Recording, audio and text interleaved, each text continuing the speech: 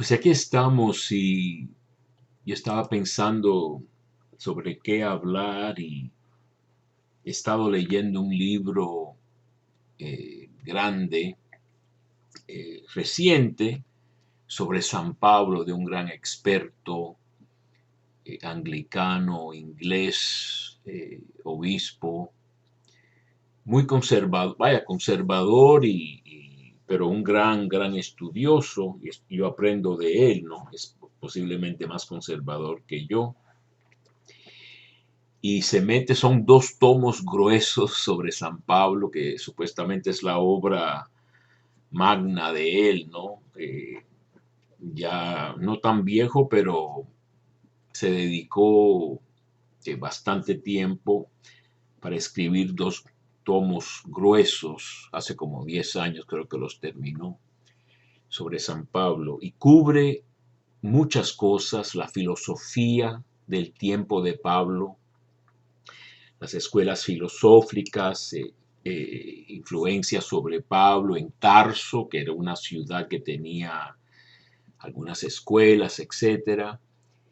Y una de las cosas que me llama la atención, aunque yo estoy familiarizado con la gran mayoría de los temas que él trata, es todas las cosas que se dicen del emperador Augusto, que es el emperador bajo quien nació Jesús. Si leemos el Evangelio de Lucas habla de en el año 15 del imperio de Tiberio César. Así que estamos hablando de un emperador romano, y de él se hablaba como de Salvador. Así que una de las cosas interesantes que se conocen en la historia, y por eso yo, como profesor que fui, y por temperamento y por muchas otras cosas, recomiendo mucho la lectura, la reflexión, el conocer, para evitar, dice, el que no conoce la historia está condenado a repetir los errores del pasado.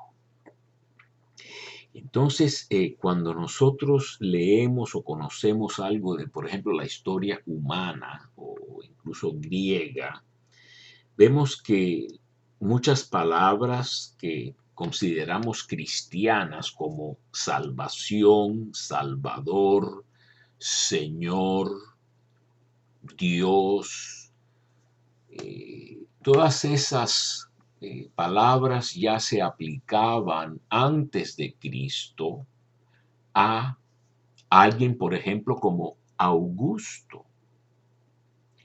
Por ejemplo, la misma noción judía de buena nueva, que es una palabra que se encuentra en Isaías y en otros lugares en hebreo, Besorá. La versión griega evangelion, de donde viene nuestra palabra evangelio, buena noticia o buen anuncio, eso ya se aplicaba a la venida de Augusto, el emperador Augusto, que pacificó y le dio bienestar al imperio romano por muchos años. Llegó al poder después de ciertas batallas, etcétera, ¿no? Luchas. E incluso toda la noción de que el tiempo se mide o se ve según antes o después de alguien, ¿no? Antes de Cristo, después de Cristo. Eso ya se decía de Augusto. Eso es muy interesante.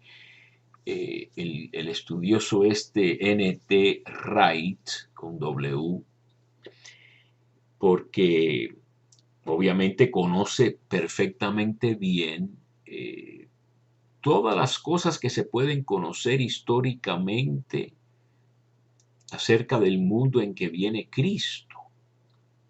Y él conoce perfectamente bien también las escrituras judías y toda la literatura judía que no entró en la Biblia, pero que circulaba en tiempos de Cristo. y sabe muy bien todas estas cosas, pero de todos modos es un hombre muy espiritual. Y leyendo algo intelectual como es lo que él escribe, de todos modos se pilla, vamos a decir, se siente pues su gran deseo de decir la verdad sobre Cristo. Él está muy en contra de tendencias ultramodernas o posmodernas, etcétera, que minimizan muchas cosas o evitan ciertos temas que no convienen, etcétera, ¿verdad? La verdad nos hará libres. Y entonces yo ahora que he terminado buena parte del primer tomo, pues ahora entrará él más en el mundo más directamente de Pablo y será algo muy, muy bonito. Pero yo digo eso porque eh, yo creo que hay que tratar de hacer un esfuerzo por comprender todo lo que nos está sucediendo. Y estaba pensando yo también sobre el concepto de salvación, que es el concepto de salvación según el cristianismo.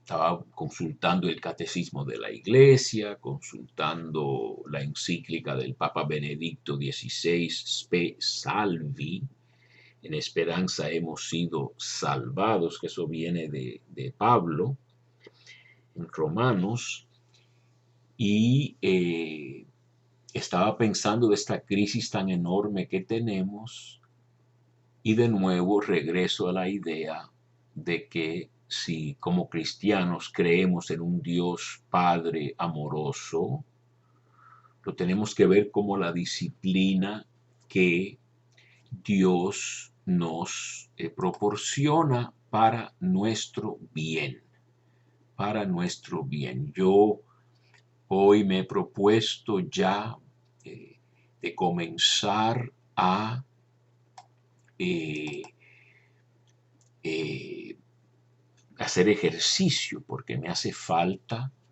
hacer ejercicio. Y por esa razón necesito ya disciplinarme de tal modo que eh, pueda mejorar cómo me siento y cosas por el estilo. Entonces, a mí no me gusta hacer ejercicio, y menos cuando uno se desacostumbra a hacer ejercicio, pero hace falta hacerlo. Entonces yo creo que una de las cosas únicas del cristianismo es esta noción de el amor de Dios, y lo que pude más o menos pillar, vamos a decir, de las pequeñas consultas que hice, es que más que nada nuestra fe o nuestra religión, algunos dicen que no es religión, que es algo más que religión, etcétera, pero bueno, lo que nos da como cosa única es una relación con una persona que es Cristo Jesús. Está bien, Dios, ¿verdad? La lectura de la misa de hoy habla de Pablo yendo precisamente a Atenas, al Areópago, un lugar centro de la filosofía, se puede decir, y ve que hay una estatua al Dios desconocido, y Pablo comienza a hablar de Jesús que resucitó de entre los muertos, y se burlan de él. Pero en la carta a los romanos, aquí tenemos un ejemplo muy bueno en el capítulo 8 de toda la experiencia de Pablo, de lo cual ya he leído algo. Yo ya me leí un tomo grueso también del mismo autor la resurrección del Hijo de Dios, así que todo lo que podemos querer saber sobre resurrección en la antigüedad, nociones de fantasmas o de muertos que volvían o qué pasaba en la ultratumba, etcétera. El hombre cubre todo eso y después habla de la realidad de la resurrección de Jesús en contra de los que niegan que salió en un cuerpo nuevo de Jesús de la tumba. Él defiende que de la tumba, que se quedó vacía, salió realmente Jesús con su cuerpo y podía reunirse con sus discípulos después de muerto y comer y beber con ellos. Entonces aquí en este capítulo Pablo expresa cómo ya no hay condenación sobre los que están en Cristo Jesús. Una de las ideas más importantes de la Biblia, ¿no? El cuerpo precisamente de Cristo, en el cual estamos dentro. Él es la justicia de Dios.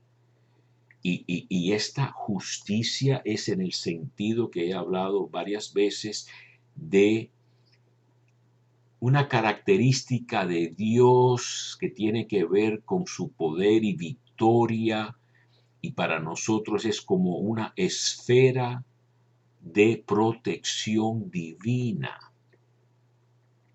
en estar en Cristo. Y habla de la ley del Espíritu que está activa en el cuerpo de Cristo, que fue el que resucitó al cuerpo de Cristo, el Espíritu Santo, y entonces nos libra de, vamos a decir, la futilidad de la carne, la falta de eficacia, de salvación, vamos a decir, de lo material sin Dios. Cuando excluimos a Dios, el Papa Benedicto dice en la encíclica Spe Salvi, que no tenemos esperanza sin Dios, porque nuestra carne misma es débil. Yo hablé de la mamá de mi amigo que a 95 años ya tiene que cambiar a una residencia asistida, ¿no? Yo tendré que seguir hablando de esto un poco mañana, ¿verdad? Porque el tiempo se me acaba. Pero esta noción de estar en Cristo, les exhorto a reflexionar sobre eso.